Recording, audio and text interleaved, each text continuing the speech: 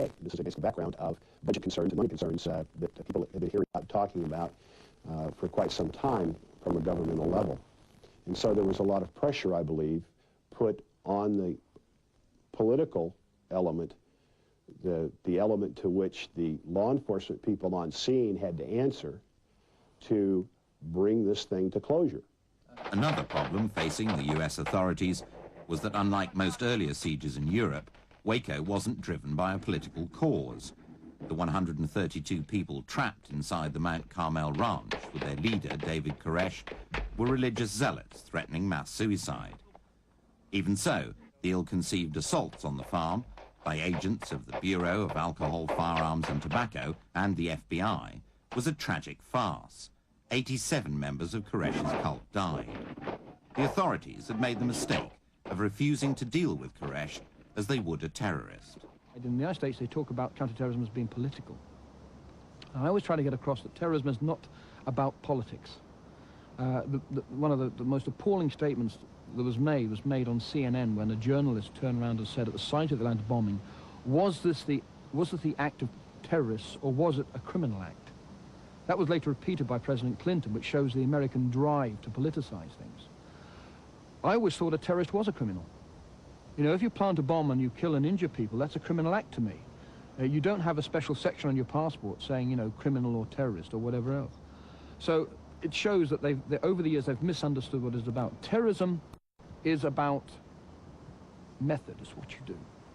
Now, it doesn't matter to the little girl who's lying with her legs blown off that the act was, the situation doesn't improve for her because the bomb was planted by a starry-eyed idealist as opposed to an inept criminal or someone working for a organized crime organization. At Waco, there were too many different agencies involved. No central control, no coordination, no system. But although it was one of the most spectacular examples of the failure of the US way of dealing with hostage takers, it was by no means the first. Waco is not the start. This started back at Desert One in Iran.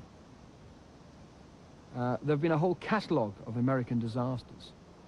The sort of Randy Weaver situation, where the system has been incorrect, the system has not corrected the errors, and therefore the errors have continued. Those errors led not only to deaths amongst the members of Koresh's cult, but to injuries amongst those employed to bring an end to the siege, to the interventionists. The only possible result, claim intervention trainers, of what they see as a lack of dedicated training and experience. When we were first formed, the first team that I served on was very crude. We used M14 rifles, which are, as you know, very long, but our mission at the time was to do things like building entries and hostage rescues, and it was very difficult with that type of a weapon, so they didn't grasp the concept of what a special response team was supposed to be. Most of the training stemmed from U.S. military commanders whose experience had been jungle warfare, and they tried to use jungle warfare in an urban environment. It just didn't work. Group known as MOVE opened fire first, using automatic weapons. One policeman was slightly wounded. Most neighbors had been warned by police to move yesterday and had left their homes. After the initial gunfire, relatives of those inside were distraught.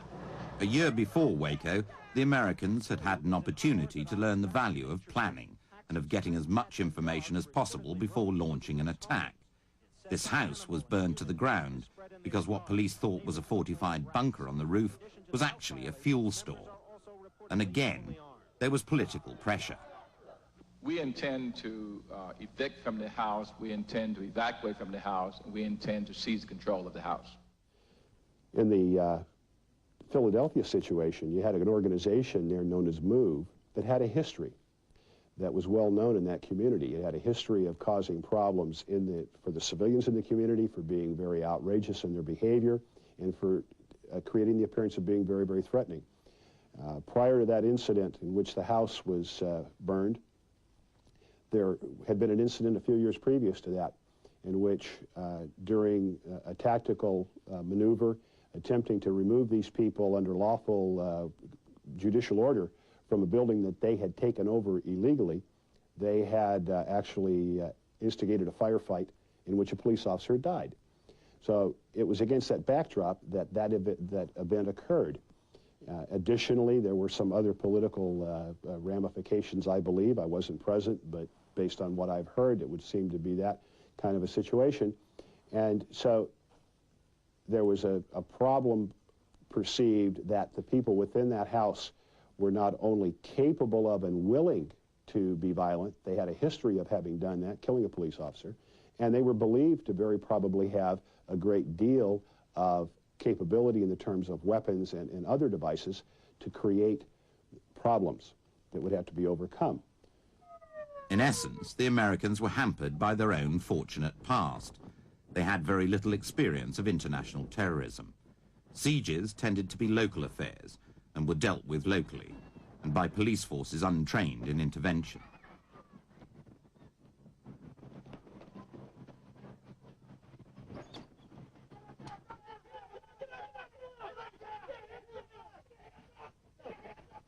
All that changed with the introduction of the police SWAT teams being trained to combat hostage-taking.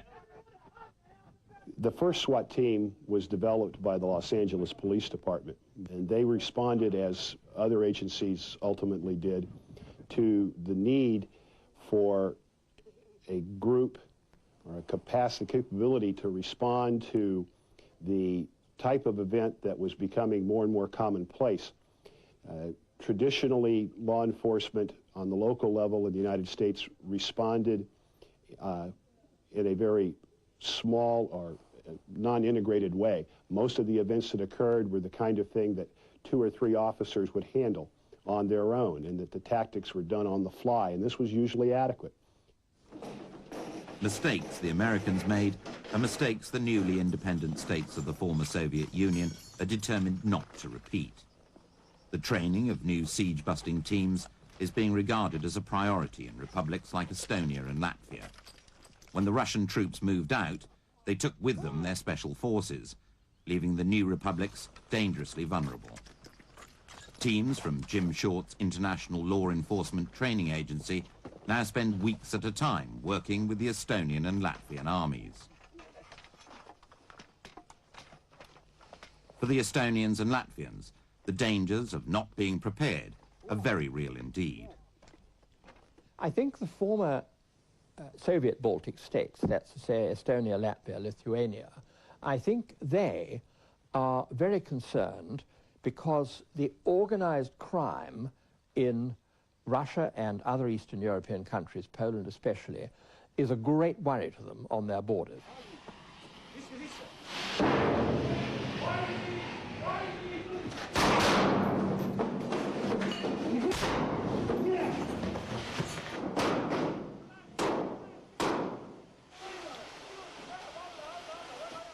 One of the problems of the Baltic states is that they all have large Russian minorities. 2 of them, Latvia and Estonia, very large indeed. And that causes a lot of internal friction and also a use of a certain amount of terrorism and crime in those countries to try to disrupt the governments of those countries, which are all instigated by parts of the Russian minority in the countries. That is a big problem. The Estonians and Latvians are benefiting from the lessons learnt the hard way by the armies of Western nations like Britain. Techniques like this, the so-called killing house, in which British special forces using live ammunition are sent in to clean out a house containing terrorists and hostages without killing or injuring the hostages, are being adapted for use in the new republics. And the SAS's level of competence and structure are being closely studied. One key secret to their success begins with the way in which they're recruited. The reason they're so good is because of their selection system. In most of these things, like the German equivalent, you can come off the street and apply to join, and they'll put you through various tests, and pretty stringent tests at that. You can't do this with the SAS. You can only join the SAS if you've already proved yourself in another regiment of the army, an ordinary regiment of infantry or cavalry in the army. And then Only if you proved yourself to be an absolutely first-class soldier, to be brilliant at handling your gun, and with absolutely sort of psychologically all the fitness and all that, will they even consider you. I always like to make a comparison with medicine. That if you only train surgeons, then you'd only get cutting. When you're training in medicine, you're training people primarily to be prophylactic, to prevent the problem, and that the use of surgery is a last resort. The same concept should be applied to the training in types of specialist intervention, which is that you must train for your teams to realize that they don't want you don't want to send them in. You've got to train the commanders that you don't want to send teams in, that it is literally a last resort because it's a situation you will not have control of totally, and that can result in death in the team, death from the hostages, as well as death amongst the terrorists. The first quality I always say is that you're training a team. So you've got to train people who are able to cooperate with sort of the colleagues and to operate within a team. Quite often the image given from Hollywood, the image given from television, the illusion of competence as we always refer to it, that sort of holds out the individualist, the hero, the guy who can sort of be a one-man sort of operation, the Schwarzenegger, the sort of Sylvester Stallone type. Exact opposite of what a team needs. We need people who are team players, who certainly have daring, who have audacity, who have intelligence, but at the same time can operate as a machine, because you can't be everywhere and you can't do everything. So you've got to be able to rely on your colleagues. If you're going in sort of at 0 hour there, they're going at 0 hour +1 there, if that is the agreement.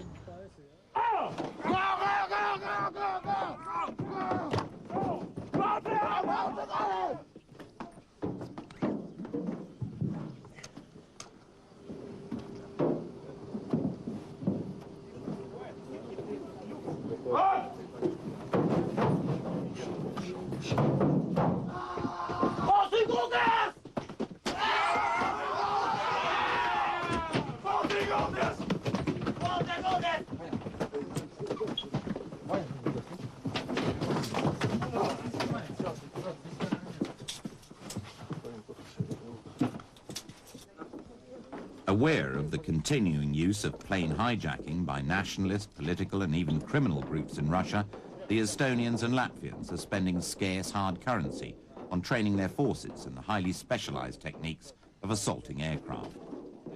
It's one of the most difficult operations to carry out successfully and requires split-second timing and absolute coordination between the 2 or more groups usually used in an assault.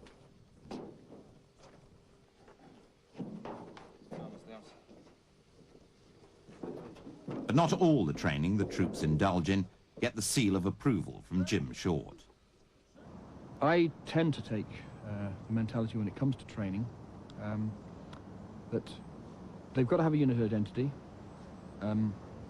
They've got to come with certain qualities. You've then got to teach them technique, and then you've got to teach them to apply that technique tactically, because it's very much like a bird with 2 wings. A lot of people spend their time talking about technique, but technique without tactics or tactics without technique, neither works. It's an imbalance. The bird doesn't fly, it doesn't get off the ground. So it's a matter of getting the right technique, and technique's very much like a menu. You can do this, or you can do this, or you can do this, or you can do this. Tactics is about getting your priorities right. What should come first?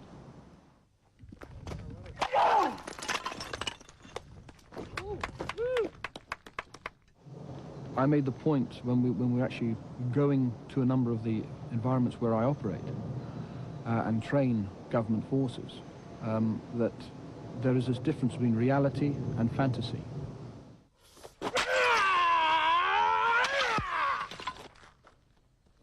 Where individuals start doing techniques that are worthy only of the movies. I mean, I think you see some of the guys doing backflips of buildings and smashing bricks and stuff with their heads. I take very much the mentality of that sort of, bricks don't shoot back, and there are simpler ways of taking out someone than sort of doing a backflip of a building with a pistol in your hand.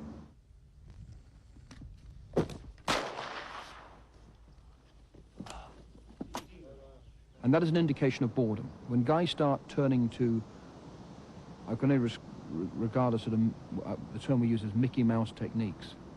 It means that the brain has stopped, and also the direction has stopped, and now they're just playing. They're entertaining themselves. Thus, Jim Short gets the troops to do exercises that are as close to the real thing as possible, again and again and again, until they operate as a well-oiled machine.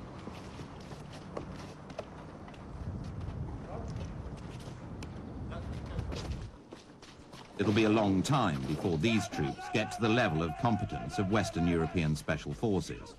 But already, they're becoming a serious deterrent to potential hijackers and hostage takers. Sadly, the need for siege busters, both the negotiators and the armed teams brought in for the final option, isn't likely to diminish in the near future. Terrorism, it seems, is something all societies have to remain ready to tackle.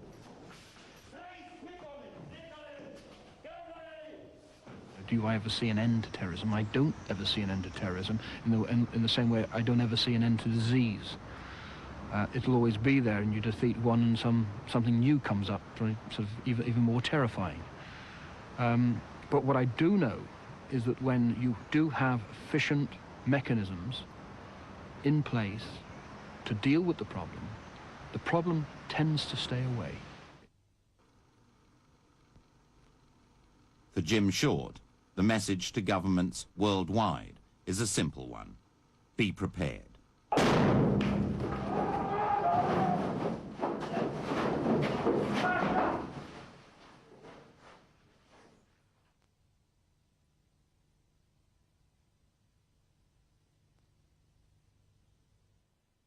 Celebrate the 55 Chevy in classic wheels tomorrow night at 11 o'clock.